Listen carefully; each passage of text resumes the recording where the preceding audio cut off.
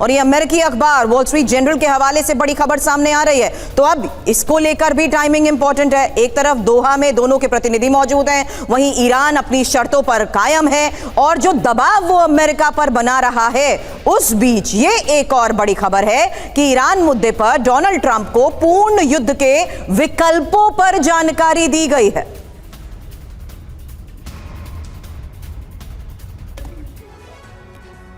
तो ईरान के खिलाफ ट्रंप का निर्णय। ईरान मुद्दे पर व्हाइट हाउस में बड़ी बैठक। 18 अगस्त को वार्ता की समय सीमा खत्म हो रही है और इसी को लेकर ये बैठक, वार्ता के बाद की स्थिति पर व्यापक चर्चा, ईरान के मौजूदा रुख पर भी बैठक में चर्चा। इसके अलावा ट्रंप के साथ मीटिंग में कौन कौन रहा और आने वाली बैठक में भी बड़े चेहरे मौजूद रह सकते हैं।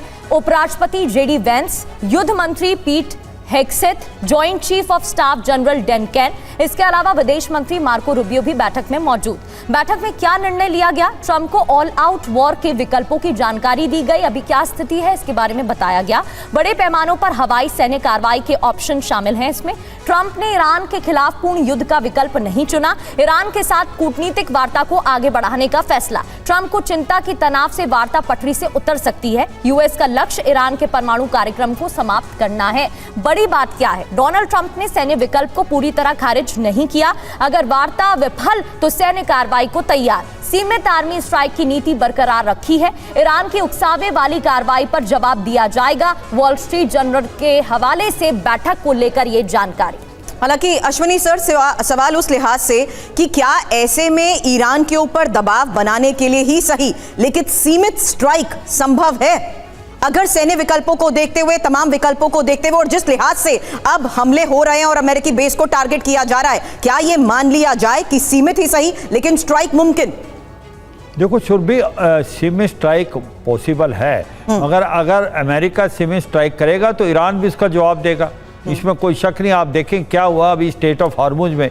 अगर ईरान ने हमला किया तो अमेरिका ने उसके ऊपर हमला किया। उसकी जो एक प्रकार कोस्ट के अंदर जो भी उसकी फैसिलिटी थी, मिलिट्री इंस्टॉलेशन थे, मगर बाद में ईरान ने इतना तगड़ा पलटवार किया कुवैत और बहरान में जो मिलिट्री बेस है अमेरिका की। तो ये सच्चाई मुझे लगता नहीं है कोई सलूशन है, मगर ये सच्चाई, दो बातें बहुत खुल के आई हैं। एक तो ये है कि जो ईरान है, चाहे लड़ाई में हारे या जीते, पर निगोशिएशन में कभी नहीं हारता। वो निगोशिएशन लंबी ले जाता है और वो एक प्रकार से प्रेशर डालता है। और ये जो MOU साइन हुआ है, इसके अंदर 2-3 बहुत बड़ी कमियां हैं।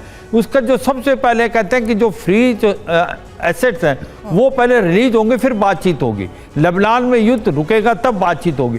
तो कहीं ना कहीं वो जो दो पहली शर्तें वही पूरी नहीं हो रही और उसके कारण फिर बातचीत चल नहीं पा रही है। और एक नया जो पेज फंस गया है वो स्टेट ऑफ हॉर्मुज, क्योंकि स्टेट ऑफ हॉर्मुज कहीं ना कहीं एक प्रकार से बातचीत ये हुई थी कि 2 महीने के लिए ये बिल्कुल इंटरनेशनल वाटर की तरह खुल जाएगा, मगर वो नहीं खोल रहा ईरान। वो अपना एक प्रकार से दिखा रहा है कि उसका ही जो है एक प्रकार वो प्रेशर है में डाल के कि इसके ऊपर उसका ही लगाव है। तो अब इन चीज़ों को मद्देनजर रखते अब आप देखें कि कहाँ पर बात फंस गई है। अब बात इसलिए फंस गई है कि अमेरिका चाहता है कि कहीं ना कहीं बातचीत हो और कोई ना कोई इसका हल निकले। और ईरान जो है वो जब तक लेबनान के अंदर हिजबुल्लाह के ऊपर हमले बंद नहीं करता इजराइल, और जो फ्रीज जो एसेट्स है $12 बिलियन रिलीज नहीं होते, वो उसी को लेकर सर अगली बड़ी खबर भी है। हालांकि अगर आपकी बात को और ईरान की शर्तों को मान लिया जाए तो आप ये समझा रहे हैं कि the ball is in America's court, क्योंकि ईरान ने तो शर्तें रख दी हैं। ऐसे में स्ट्रेट ऑफ हॉर्मुज और फ्री संपत्ति को लेकर भी इस वक्त एक बड़ी खबर आ रही है। प्रगति।